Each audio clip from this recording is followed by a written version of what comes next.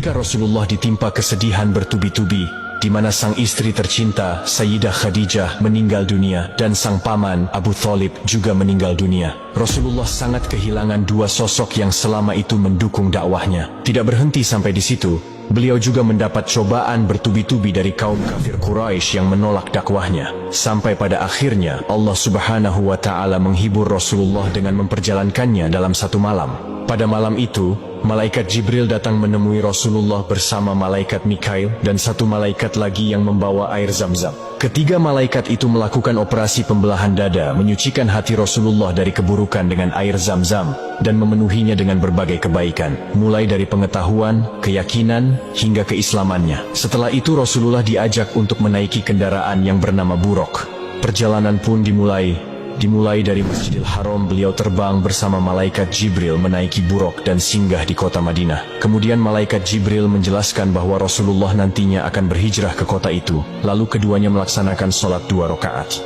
Kemudian malaikat Jibril dan Rasulullah singgah di kota Madian, di mana tempat itu Nabi Musa bersembunyi dari kejaran Fir'aun. Lalu keduanya juga melaksanakan sholat 2 rakaat di tempat tersebut. Selanjutnya, malaikat Jibril dan Rasulullah singgah ke Tur Sina, tempat di mana Nabi Musa alaihi salam berbicara langsung dengan Allah Subhanahu wa Ta'ala, lalu melaksanakan sholat 2 rakaat.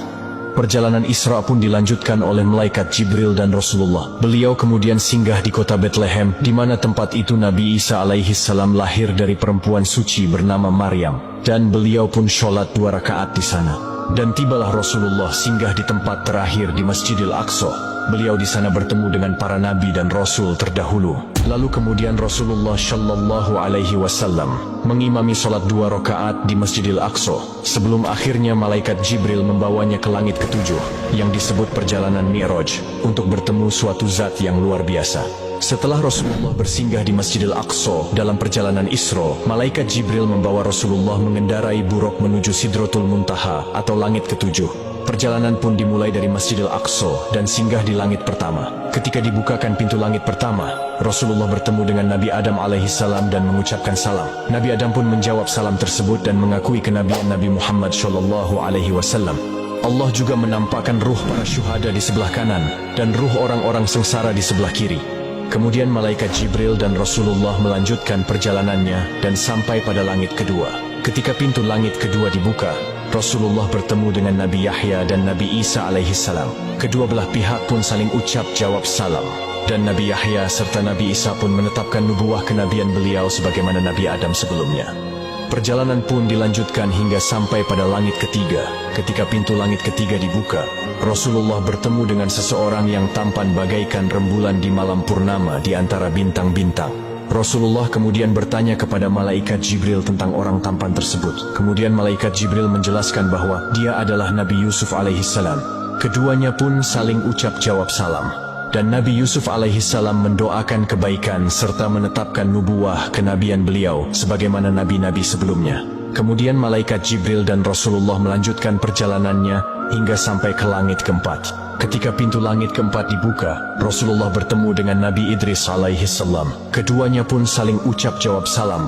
Rasulullah dan Nabi Idris kemudian bercakap-cakap tentang kebesaran Allah, dan keduanya pun saling mengagumi satu sama lain. Perjalanan pun dilanjutkan dan sampai di langit kelima. Ketika pintu langit kelima dibuka, Rasulullah bertemu dengan Nabi Harun alaihissalam. Keduanya pun saling ucap jawab salam, dan Nabi Harun juga menetapkan nubuwah kenabian Rasulullah Shallallahu Alaihi Wasallam.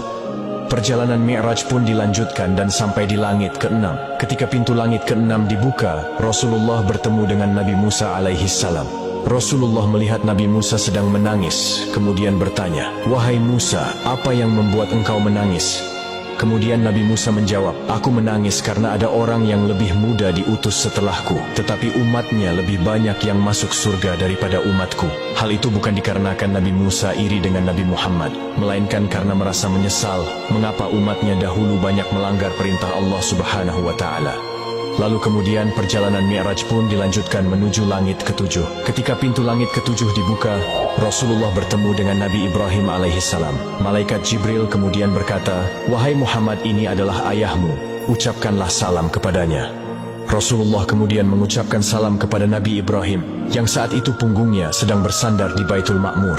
Nabi Ibrahim kemudian menjawab salam Rasulullah serta menyambut, "Selamat datang anak yang soleh dan Nabi yang soleh." Kemudian Nabi Ibrahim berpesan kepada Nabi Muhammad, "Wahai Muhammad, perintahkanlah kepada umatmu supaya perbanyak menanam pohon surga, karena sesungguhnya tanah surga sangat luas dan subur."